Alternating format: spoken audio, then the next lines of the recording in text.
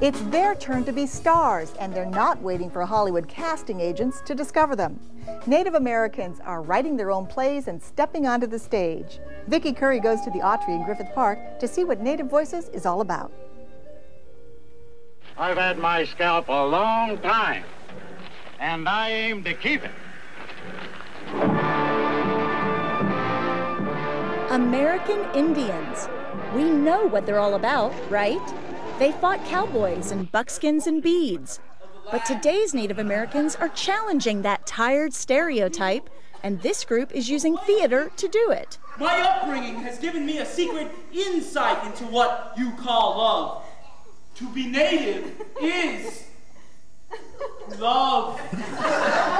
In Native American culture, so many times our history, our everything has been interpreted by someone else and then represented by someone else. We need live people instead of always Indians caught in time, somebody's image, somebody else's portrayal of Indians. What'd you bet for that horse?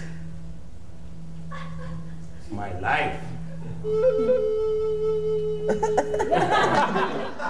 This is Native Voices at the Autry, and it's the only theater program in the U.S. dedicated to putting on plays written by Native Americans.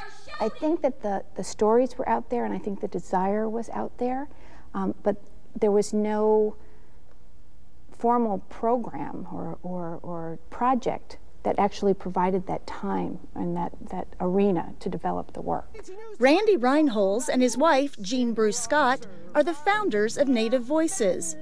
It started by chance in 1994 when they were teaching at Illinois State University and looking to produce an Indian play.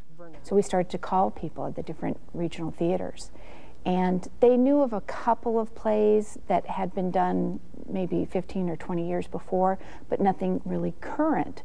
They eventually found 5 plays and decided to put on a festival. Pretty soon we realized we were serving a really important purpose for these Native American authors, to bring them together, let them hear their work out loud, let them hear each other's work.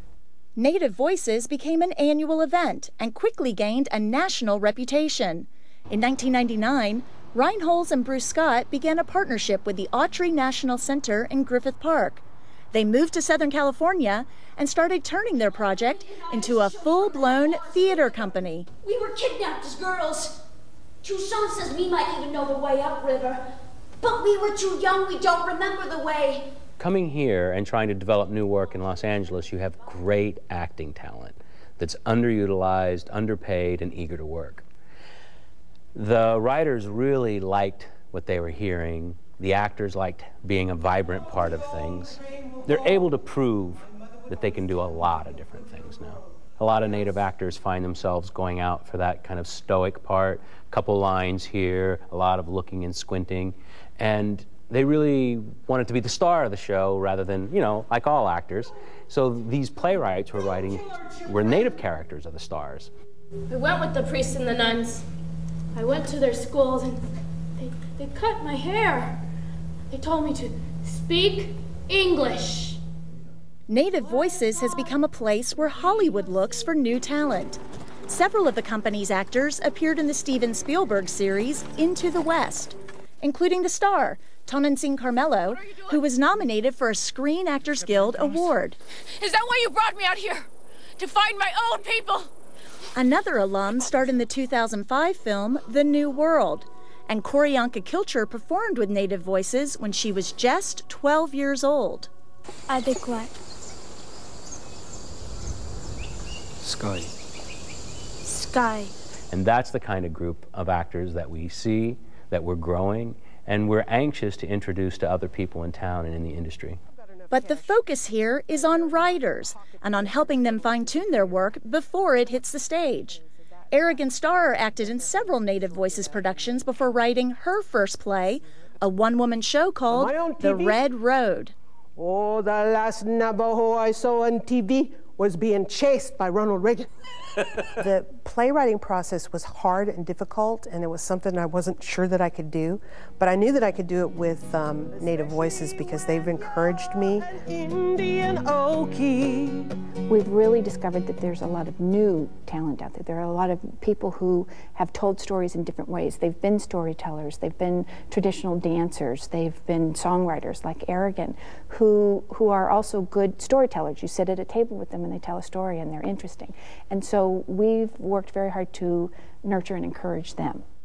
They do this through full equity productions, workshops, readings, new play commissions, radio plays, young playwright projects, and playwright retreats, where writers can work on the material with theater professionals. And so what we discovered was, as we started to work with these playwrights and give them an opportunity to be in a room with a dramaturg and playwrights and have an audience hear it, that their imaginations were excited and they went back and they rewrote and reworked things, and then they started to be produced in other places. Native Voices productions have started going on tour and winning national competitions, while being produced by some of the best theaters in the country. We encourage our playwrights to submit their scripts through the traditional channels, because again, it needs to stand up with the rest of the work. So what we're doing now is we're helping to create those entrees into those other institutions. But the goal here isn't to write the next Broadway hit. It's about giving Native people a place to speak their mind. I haven't found a playwright yet here that's afraid to attack the hard work or the hard question. While they may want it to have a broader appeal, the initial impetus for the creation of the work really comes from the idea that I have a story to tell. If what you say is true, Cristobal, that the Indians and Spanish are doomed to quarrel, then you, with your mixed blood, are fated to be at war with yourself for all time. Although the stories focus on Native American characters, you don't have to be a member of a tribe to enjoy them. Audiences have included people of all ages and ethnicities. So it's a really diverse kind of cross-section, a place for a meeting grounds. And then we get to sit in the dark, and then we laugh and smile and cry at same things and find some commonalities out of that. So Native Voices will continue to give voice to Native people, and they hope to chip away at the stereotypes, one play at a time. It feels like, no, we're not doing near enough, we have to do more. And at the same time, I never thought we'd get this much done. The importance of this particular program is, to have a place where our Native community can come see themselves on stage.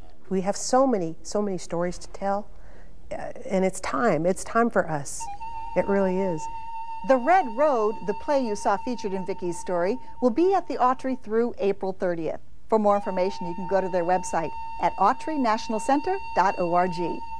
And that's our program. I'm Val Zavala. For everyone at Life and Times, thanks for watching. We'll see you next time.